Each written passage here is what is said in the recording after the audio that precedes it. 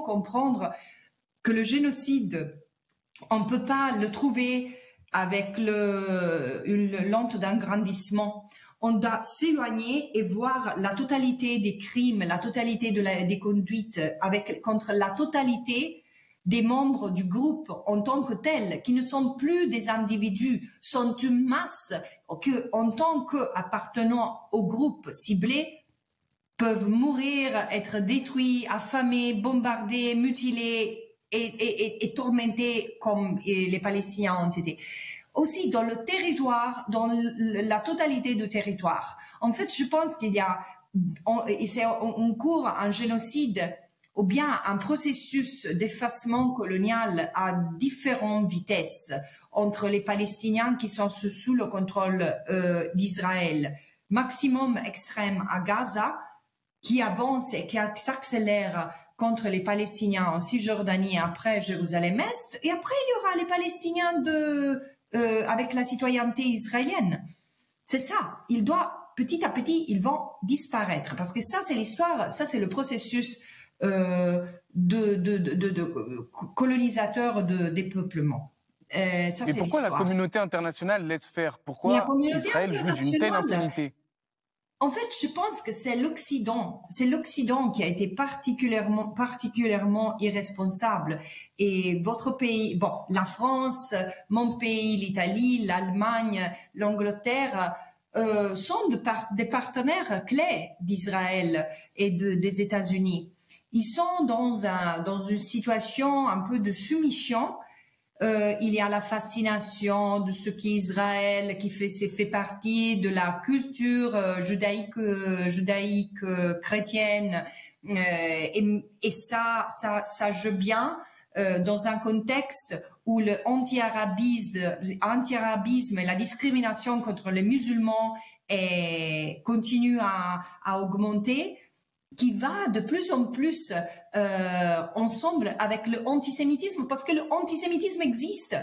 Et il y a bien sûr des différents phénomènes, parce que je sais qu'en France, il y a aussi des gens qui sont forts contre les juifs, comme un sentiment de réaction, mais ça c'est vraiment une réaction aussi à ce traitement de privilégiés qu'on a toujours envers Israël. Il faudrait pas qu'il se passe, mais le vrai antisémitisme, c'est un autre, qui n'a rien à voir avec la Palestine, qui c'est la discrimination des Juifs en tant que Juifs, comme la discrimination des Arabes en tant qu'Arabes, c'est islamophobie ou arabophobie. Et c'est quelque chose qui vit dans le sang des citoyens, des Blancs occidentaux, le monde auquel j'appartiens.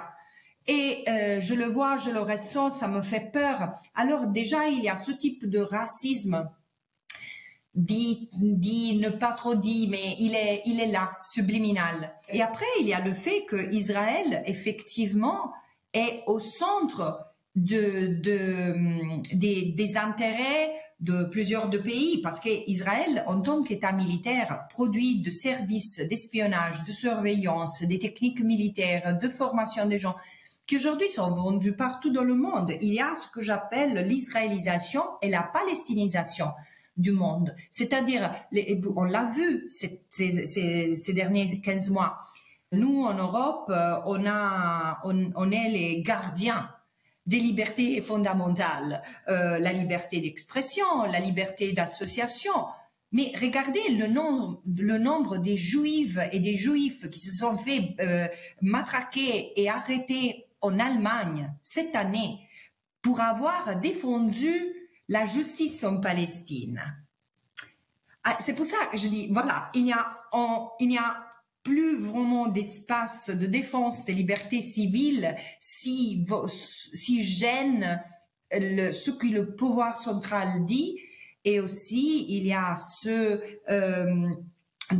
cette relation très forte, très dense avec l'État d'Israël pour les services de surveillance et de contrôle militaire qu'il donne. C'est pour ça que dans les demandes qu'on fait, nous, les relateurs spéciaux, on demande la suspension de tout accord militaire, pas seulement de la vente et de transfert d'armements et composantes, mais aussi de l'achat de produits militaires et de surveillance de la part d'Israël, parce que tout ce qu'Israël vend d'un terme que armement aux surveillances a été testé sur les Palestiniens pendant des décennies.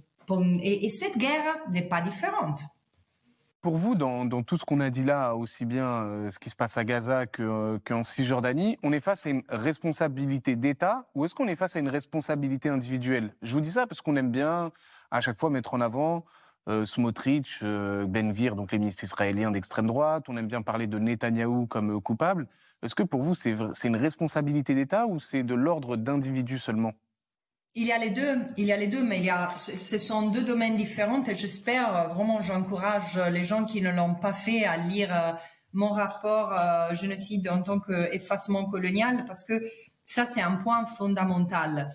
Avec la théorie de regarder totalité des conduites, totalité de la population ciblée en tant que telle, totalité du territoire.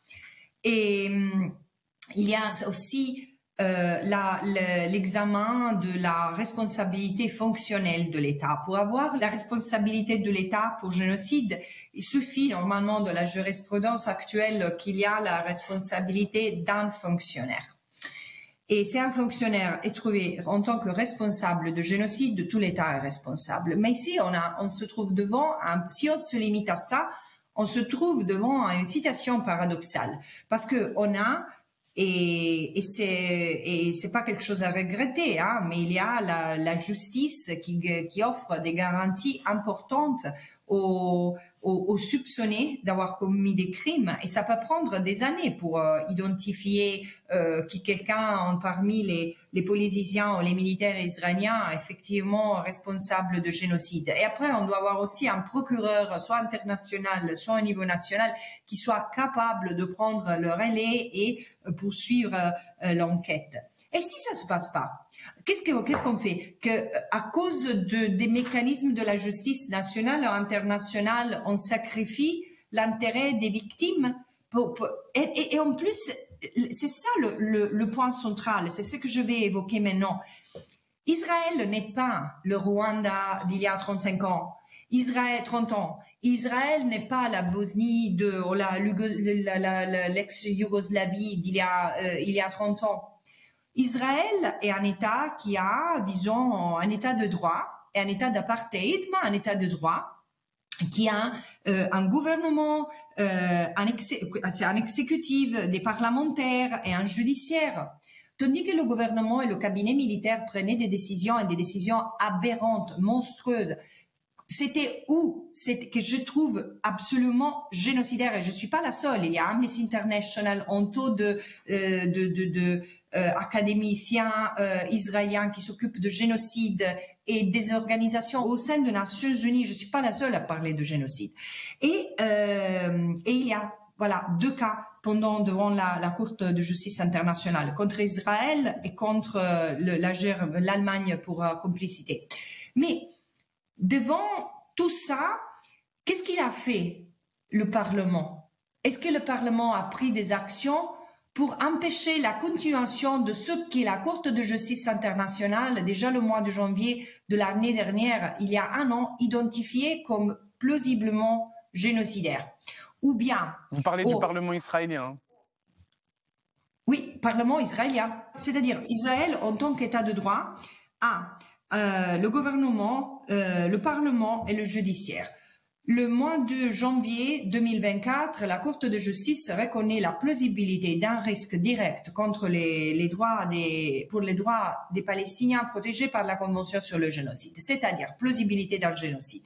Alors, qu'est-ce qui se passe? Que le gouvernement continue, ne prend pas des mesures pour ralentir ou pour corriger un peu sa conduite.